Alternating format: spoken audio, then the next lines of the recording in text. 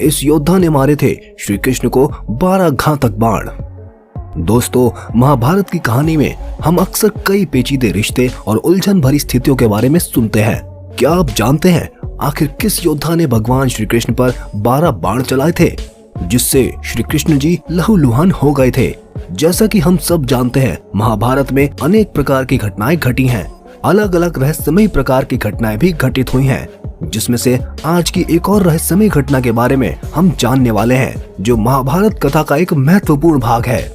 ये घटना महाभारत के 17वें दिन घटित हुई थी।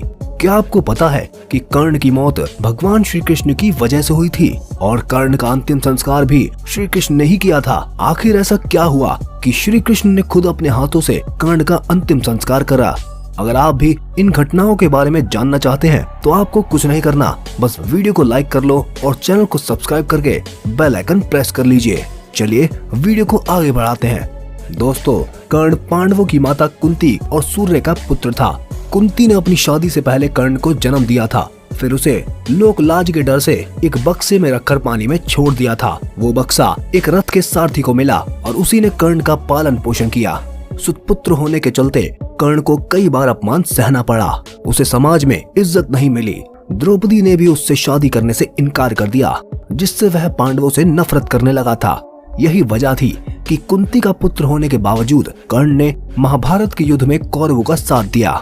कहा जाता है कि जब महाभारत का युद्ध होने वाला था तो शकुनी मामा ने दुर्योधन से कहा कि अगर तुम्हें इस युद्ध को जीतना है तो तुम्हें सबसे पहले श्री कृष्ण को अपनी तरफ करना होगा। तो दुर्योधन ने सोचा कि श्री कृष्ण की सेना को अपनी ओर शामिल कर लेने से हम युद्ध जीत जाएंगे, क्योंकि उनकी सेना बहुत विशाल थी।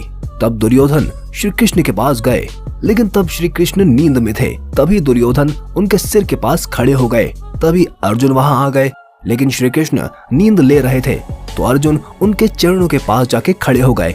श्री कृष्ण जी की जैसे ही नींद खुली, उन्हें अर्जुन दिखाई दिए। अर्जुन ने उन्हें प्रणाम किया। तभी दुर्योधन ने भी प्रणाम किया। तब अर्जुन कहते हैं कि मैं एक विनती आपके पास लाया हूँ।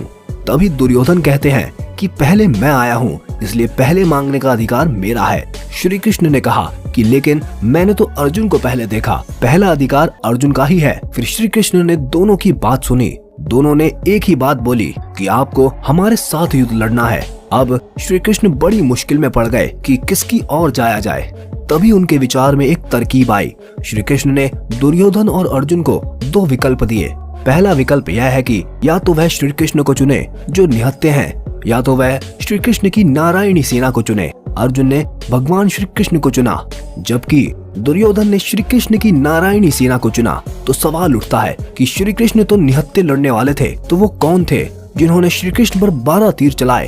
तो हम आपको बता दें कि वह कोई और नहीं बल्कि सूर्य पुत्र कर्ण ही थे। इस कहानी के माध्यम से हम जानेंगे कि उस वक्त क्या हुआ था। यह बात है महाभारत युद्ध की, जब युद्ध का 17वां दिन चल रहा था और कर्ण अर्जुन आमने सामने थे। दोनों में बहुत भयंकर युद्ध चल रहा था। दोनों ही एक दूसरे पर असीम शक्तियों का प्रयोग कर रहे थे। कर्ण और अर्जुन दोनों एक दूसरे को खत्म कर देना चाहते थे, क्योंकि दोनों के बीच बचपन से ही प्रतिस्पर्धा थी, क्योंकि दोनों खुद को एक अच्छा योद्धा मानते थे। और वह वक्त आ भी गया था जब कर्ण ने अर्जुन पर सर्प बाण चला दिया। इस बाण को कर्ण ने अर्जुन पर चलाने के लिए बहुत सालों से अपने पास रखा था। वास्तव में यह बाण पाताल लोक का एक अश्वसेन नाम का नाग था, जो अर्जुन का परम शत्रु था। और उसकी शत्रुता का कारण खांडव वन में अर्जुन ने उनका पूरा घर तहस नहस कर दिया था। तभी से अश्वसेन अर्जुन को मारने की तलाश में था। कई सारे सीरियल में आपने महाभारत में देखा होगा कि उन्हें तक्षक नाग मारना चाहता था। महाभारत में अलग अलग भागों में उनका अलग अलग नाम है, कहीं अश्वसेन तो कहीं तक्षक नाग है। अश्वसेन को पता था कि केवल कर्ण ही अर्जुन को मार सकते हैं, इसीलिए वह कर्ण के तीर में जाकर लिपट गए। अर्जुन उस बाण को समझ नहीं पाए, लेकिन भगवान श्री कृष्ण ने उस बाण को समझ लिया और उन्होंने अपने पैर से रथ के पहिए को जमीन पर घुसा दिया, जिससे रथ टेढ़ा हो गया और सर्प बाण अर्जुन के शीश मुकुट से छूकर धरती पर लग गया। अर्जुन और श्री कृष्ण रथ के पहिए को बाहर निकालने के लिए नीचे उतरे। उसी वक्त मौका पाकर कर्ण ने अर्जुन पर तीर चला दिए। अर्जुन की रक्षा करने के लिए भगवान श्री कृष्ण ने अपने सीने पर सभी बाणों को ले लिया, जिस वजह से उनको 12 बाणों से घायल होना पड़ा। भगवान श्री कृष्ण ने अश्वसेन के बारे में बताया और अर्जुन ने 6 दिन की कड़ी मेहनत के बाद अश्वसेन के टुकड़े टुकड़े कर दिए। अब आपको बताते हैं कि श्री कृष्ण ने किस वजह से कर्ण का किया था अंतिम संस्कार और कैसी है योद्धा के मृत्यु की कहानी। कर्ण बहुत बड़े योद्धा थे, लेकिन वे उतने ही महान दानवीर भी थे। जैसा कि हमने आपको बताया, उन्होंने कौरवों की ओर महाभारत के युद्ध में भाग लिया था और उनका जीवन उनके परिस्थितियों के बीच उलझा हुआ था। एक दानवीर राजा होने के कारण भगवान कृष्ण ने कर्ण के अंतिम समय में उनकी परीक्षा ली और कर्ण से दान मांगा। तब कर्ण ने दान में अपने सोने के दांत तोड़कर भगवान कृष्ण को अर्पण कर दिए। इस दानवीरता से प्रसन्न होकर भगवान कृष्ण ने कर्ण को वरदान मांगने के लिए कहा। कर्ण ने वरदान रूप में अपने साथ हुए अन्याय को याद करते हुए भगवान कृष्ण के अगले जन्म में उनके वर्ग के लोगों के कल्याण करने के लिए कहा। दूसरे वरदान रूप में भगवान कृष्ण का जन्म अपने राज्य में लेने को मांगा और तीसरा वरदान यह मांगा कि मेरा अंतिम संस्कार ऐसा कोई करे जो पाप मुक्त हो। वरदान देते हुए भगवान कृष्ण ने सारे वरदान स्वीकार कर लिए, परंतु तीसरे वरदान से भगवान कृष्ण दुविधा में आ गए और ऐसी जगह सोचने लगे जहां पाप ना हुआ हो। परंतु भगवान श्री कृष्ण को ऐसा कोई समझ नहीं आया जो पाप मुक्त हो।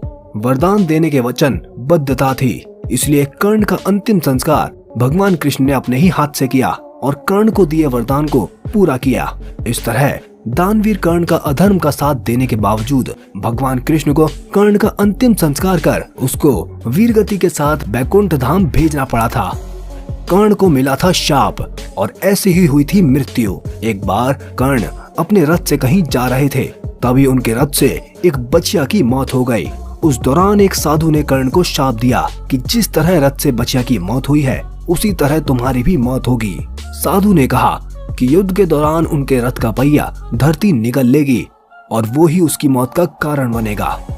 महाभारत युद्ध के 17वें दिन कर्ण के रथ का पहिया जमीन में धंस गया। तभी अर्जुन ने अपना दिव्य अस्त्र निकाला और कर्ण पर वार कर दिया। जैसा साधु ने शाप दिया था उसी तरह कर्ण की मृत्यु हो गई। तो दोस्तों, आज की वीडियो में बस इतना ही। आपको हमारी वीडियो पसंद आई हो तो कमेंट बॉक्स में जय श्री कृष्ण जरूर लिखें और वीडियो को लाइक जरूर करें और हमारे चैनल को सब्सक्राइब करके बेल आइकन ऑन करना ना भूलें। धन्यवाद।